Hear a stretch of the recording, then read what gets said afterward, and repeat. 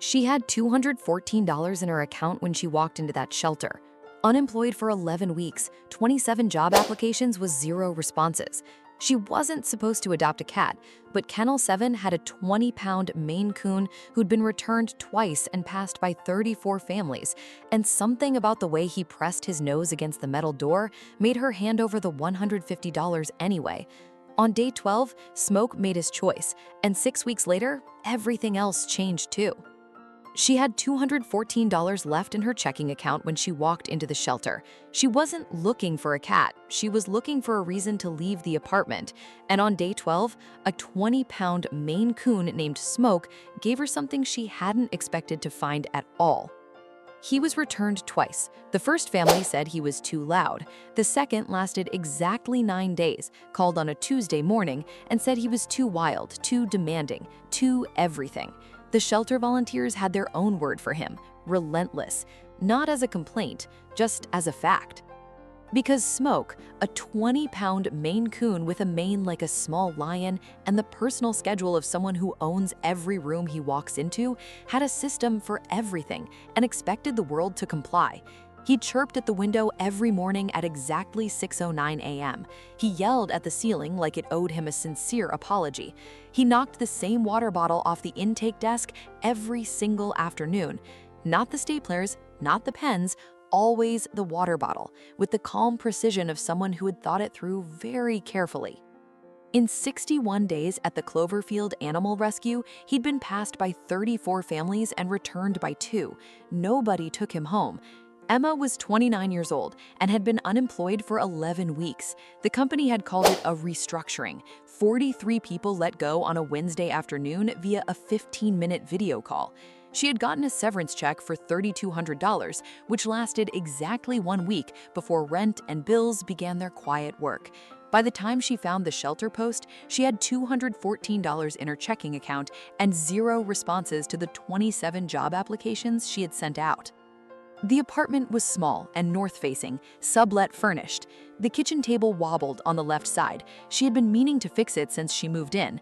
She ate carefully, pasta most nights, eggs in the mornings. She had stopped going to the coffee shop she liked because $4.75 for an Americano felt irresponsible when she watched her account shrink every few days. The days were long and somehow also empty. Applications in the mornings, walks in the afternoons, evenings spent trying not to calculate how many weeks she had left before things became genuinely serious. She found the shelter post on a Thursday night at 11 p.m. She hadn't been looking for anything, but the photo stopped her.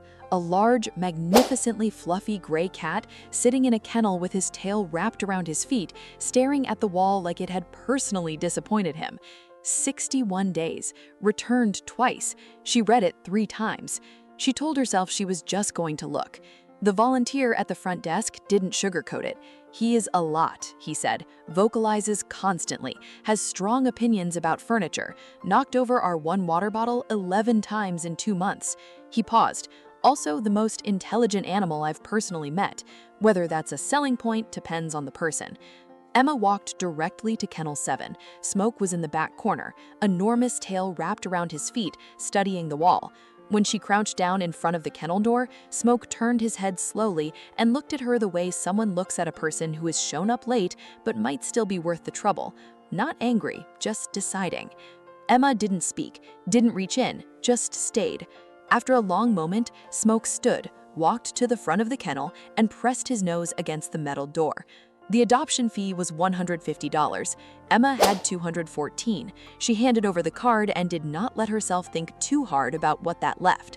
The shelter volunteer gave her a starter bag, small can of food, a handful of kibble, a toy mouse with a missing tail. Total value, he said apologetically, maybe $12.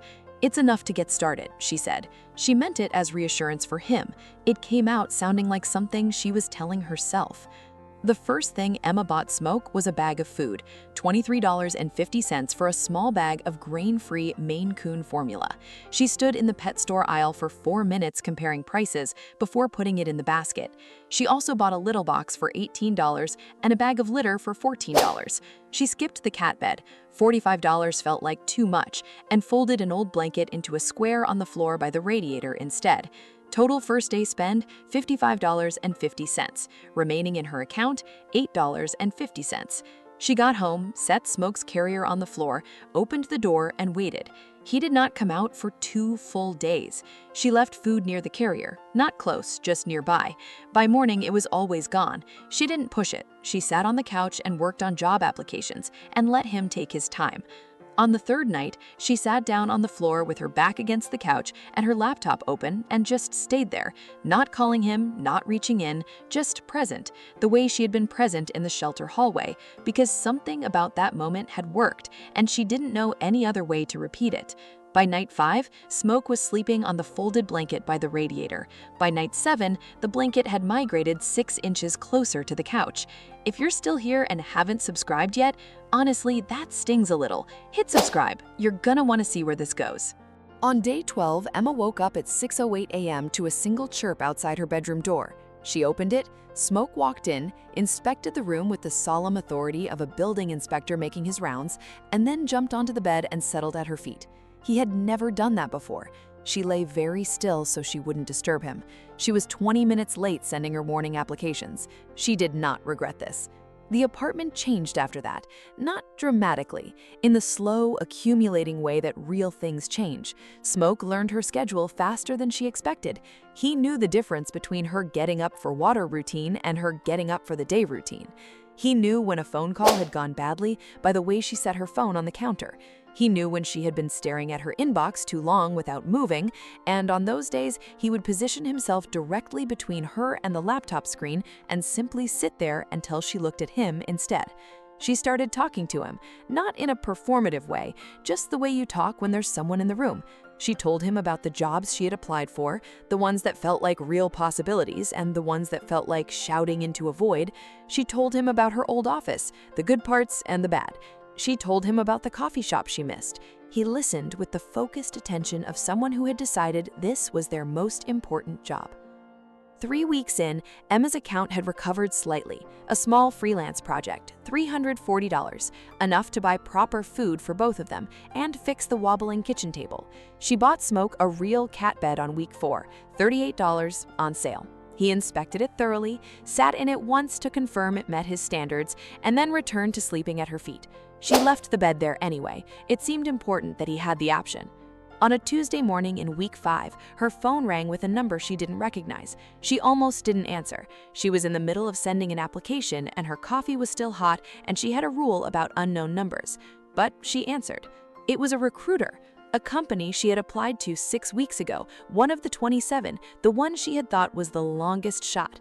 They had a position. They had read her application carefully. Could she come in Thursday? She said yes and hung up and sat very still at the kitchen table. Smoke jumped up beside her. He pressed his forehead against her shoulder and stayed there. She put her hand on his back, all 20 pounds of him, warm and solid and completely certain of his place in this apartment, and for the first time in 11 weeks, she cried.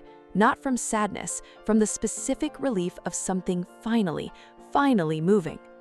The interview was on Thursday. She wore the blazer she had bought 2 years ago for $89 at a sale and had worn to every important meeting since. She took the subway because parking was $22 and she was still being careful. She got back to the apartment at 4:30 p.m. and Smoke was sitting at the front door.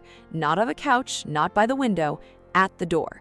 She got the offer the following Monday, $74,000 a year, full benefits, hybrid schedule. She read the email 3 times before she believed it. Then she called her mother. Then she sat down on the kitchen floor, the same floor where she had sat on difficult evenings, the same floor where Smoke had first learned the shape of her worst days. And she just breathed for a while. Smoke climbed into her lap, all 20 pounds, settled in like he had no intention of moving. She had spent $150 to bring him home on a day when she had $214 to her name. She had bought him $23.50 food, an $18 litter box, and skipped the cat bed the first time because $45 felt like too much. She had sat on a cold floor for 11 nights and talked to him about job applications and missed coffee shops and things she was afraid to say out loud to anyone else.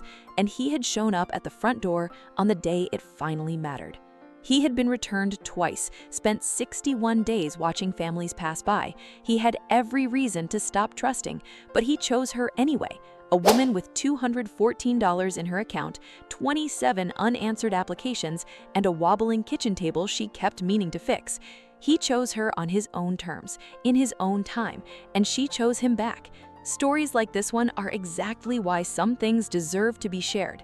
The promotion came 2 months later. She bought Smoke a proper cat tree, $127, not on sale, not apologizing for it. He approved of it immediately and has not left it since. Some decisions look reckless from the outside. From the inside, they feel exactly like the right thing. Is it us who rescue them, or do they always rescue us first? Tell me in the comments.